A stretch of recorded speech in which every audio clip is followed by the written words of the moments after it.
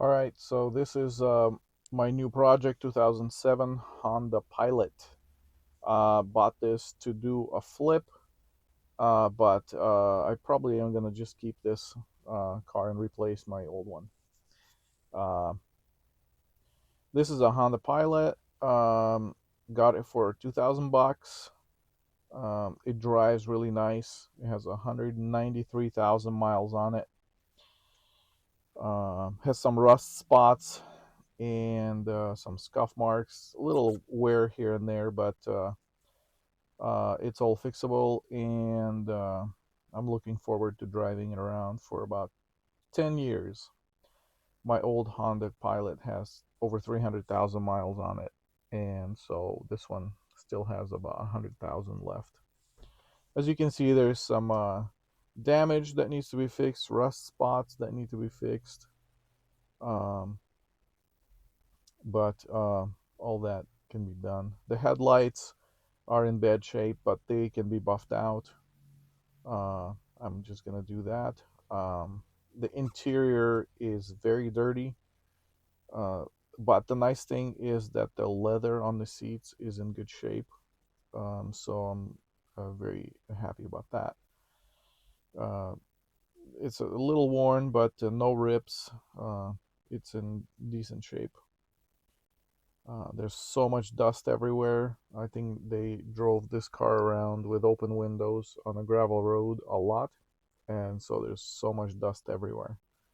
Uh, there's some kind of film on the windows, on the glass. I'm gonna have to use a razor blade to clean that out. Lots of dog hair, just dirt everywhere. Old pop that's dried in the seats, uh, everywhere.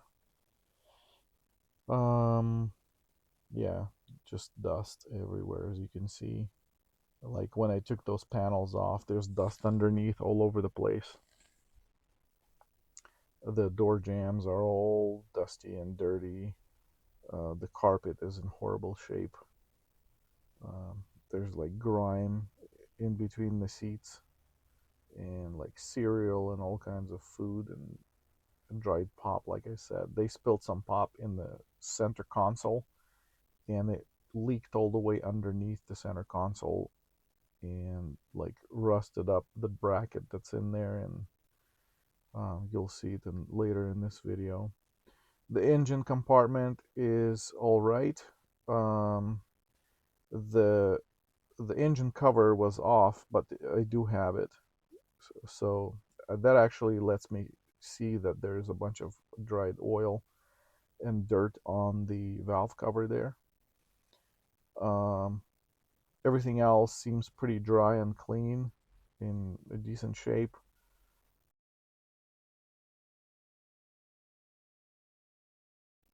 First thing I did is replace the timing belt. All right, first step is timing belt. So as you can see, I already took things apart in here. Uh, Basically, I followed some instructions on a YouTube video on how to do this. There's a really good one for it, but there was this one thing that they did was with this motor mount. When it's mounted to the car, there's a bolt in this hole, and there's very little clearance to get in here with the socket. So you can get in here with a socket and a wrench and break it loose, but you can't continue to use the ratchet to keep spinning it. And it's supposed to be loose enough for you to just use your finger to loosen it, but in reality, you're coming from the bottom, so you have to bend your finger like this, and there's not much movement area for your finger to even grab the bolt to spin it. Plus, my bolt was not loose enough for me to spin it with my fingers. I had to use a ratchet all the way out. So what I did instead is down here, the second part of the mount mounts on the frame rail, and there's a bolt down here that you grab from behind. You can use a extension going down like this, and you can use your ratchet with a small socket for the front bolt and just take it off from this way. So these two, and then the third bolt is between the computer here and the fuse box. So I had to loosen the bracket that the computer sits on and the fuse box to be able to get between here. And there's a third bolt that goes in there somewhere. So I got those out, and then I had enough clearance to get to these two bolts to get them out. Anyway, other than that, I'm ready to take the tensioners out and take the timing belt off. As you can see, we have some grime here. I'm not sure what's happening here. It looks like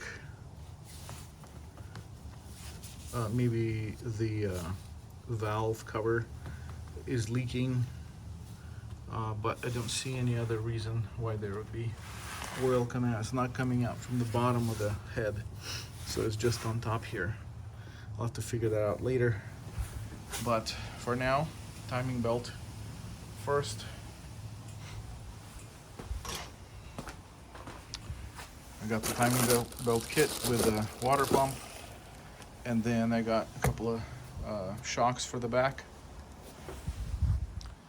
and I got this strut from Amazon.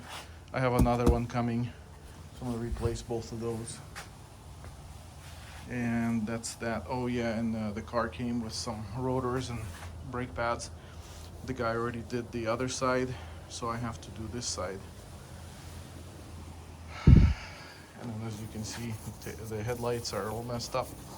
I'm gonna try to buff them out and see what we can do here, but if not, I'll replace them. Okay, back to work.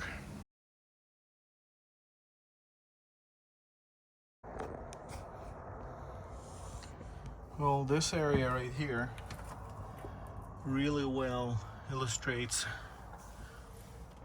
how dirty this whole car was.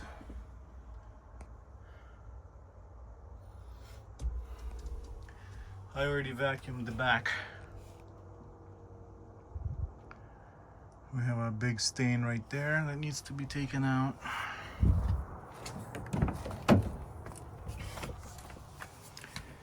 Some staining in the crease right here. On the edges, a bunch of stuff. And then the front is worse. So, well, maybe it's not, I don't know. We'll see, there's a lot of dust. All of that needs to be cleaned.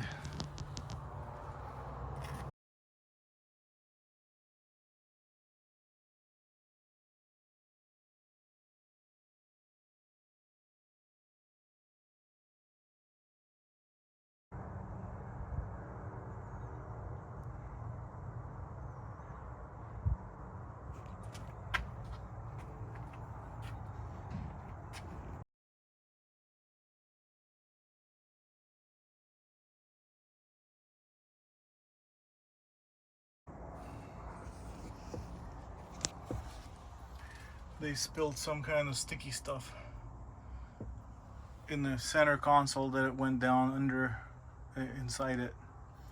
So that'll need to be all cleaned. And look at that.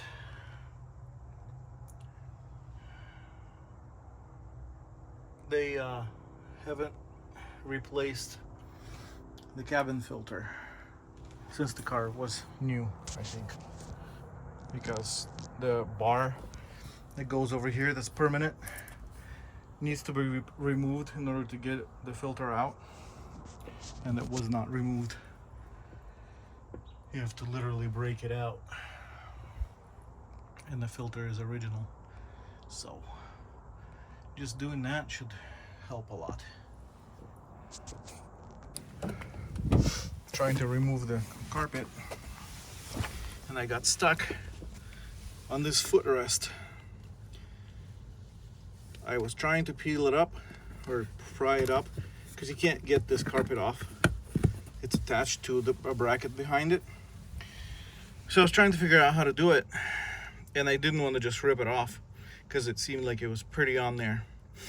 So I noticed that there's a bracket, a piece of bracket coming this way, and there was a 10mm bolt in there. And then I pulled up this side of the carpet and found, let's see here, right there's a 10mm nut that goes on this stud, and third leg of the bracket goes over here in this area. I don't know if you can see it.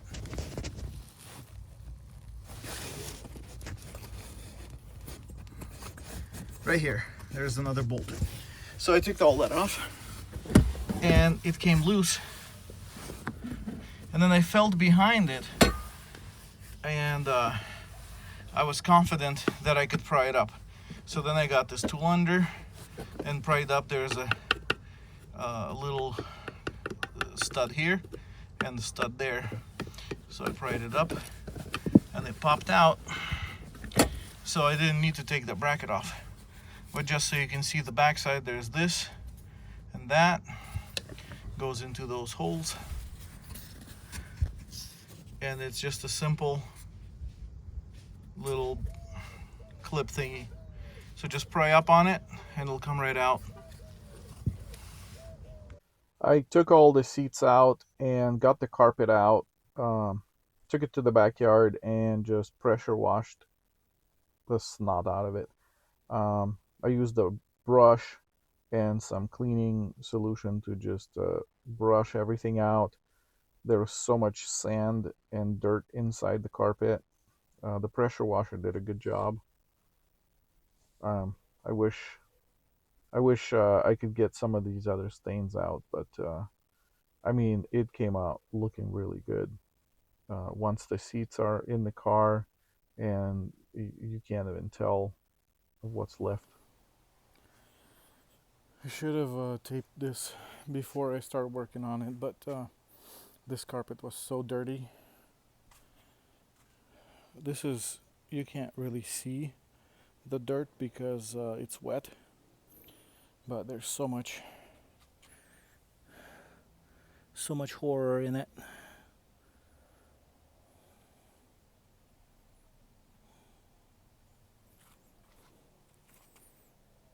I mean, you can imagine 2007 car that was not loved.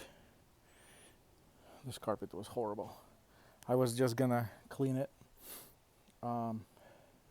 like vacuum it and use this stuff and then just leave it, but I started over there and it was not doing very much, so I got it back out here, and I'm using this drill brush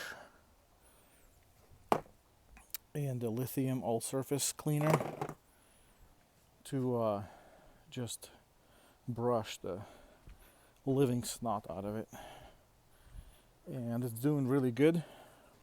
This side I already did it. This is the passenger side front seat. It's really good. I mean, it's clean. There's this spot that I can't get out. I don't know what they put on there, but it discolorized the carpet itself. Like all of this here is clean. It's still wet, so you can't really see. There's also this spot that I can't get out. It's also discolored carpet. And everything else is very good. So I used the lithium all-purpose cleaner on here, and I'm going to use that Meguiar's carpet cleaner on this side and just see which one I like more. Alright, back at it. Oh, yeah, and I'm using a pressure washer to clean it all out afterwards, get all the sand out of it and whatnot. It's working really well.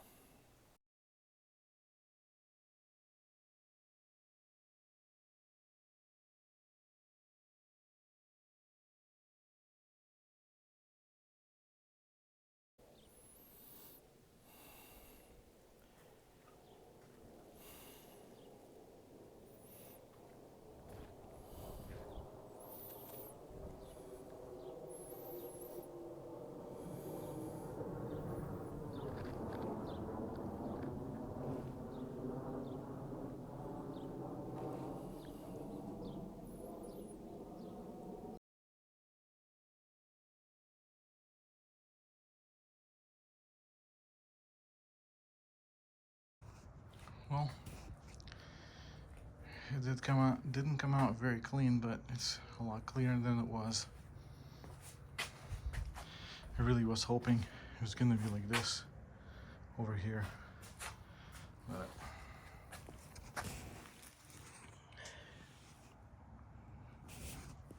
there's a little bit of,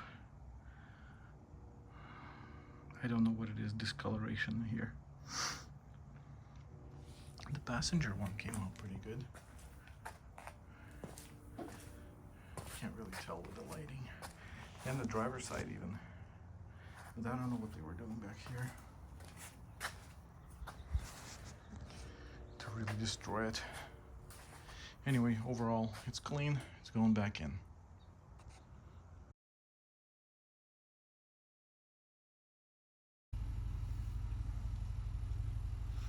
This is before, this is after. Look at this disgusting thing.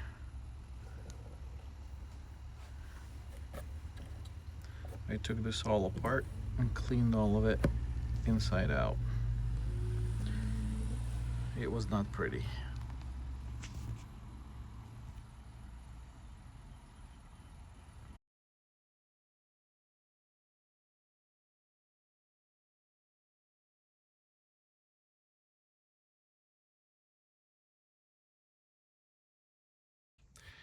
And it's a Canadian car, so I had kilometers instead of miles on the speedometer. Also, the mileage was in kilometers. So this car had 309,000 kilometers on it. So I bought this cluster on eBay, and I looked for one that has similar mileage that mine has. So 309,000 kilometers is about 200 or 192,000 miles. So I found a cluster that has 193,000 miles on it, and I took this one out. So the way to take it out is you have this bezel in here. There's two screws up here. Once you pull them out, they're just Phillips screws. You're gonna need a little stubby screwdriver like this. But then you pull down on the top right here and just, well, actually, I'm sorry, wrong. Down here, you pick this up a little bit and pull it towards yourself, and it starts coming out, and then you just pull it all the way out. And then for the cluster, you have a screw here and a screw there, and there's also two screws at the top here and there. Once you get them off, then I'm not gonna unscrew this one to show you, but basically, as it's sitting in like this, as it's sitting in there like this, you're going to position this thing down like so, and you'll see there's two plugins at the top. So you're gonna press the little deal here and pull this out, and same thing on here. Once you got those out, then you'll be able to wrangle this thing out of there. With the new one, you basically do it in reverse. So you put it in here and then lay it down on its front so you can see the top where the plugins are. Plug in the cable, put it back in, put the screws in, and then I will show you what happens.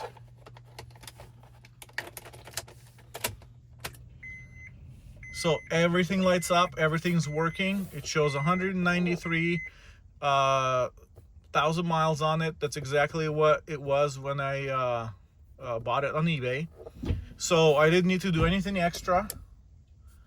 I did not need to take it to a dealer to get it recoded or anything like that. It just works right off the bat. So you can just easily take one out, put the other one in.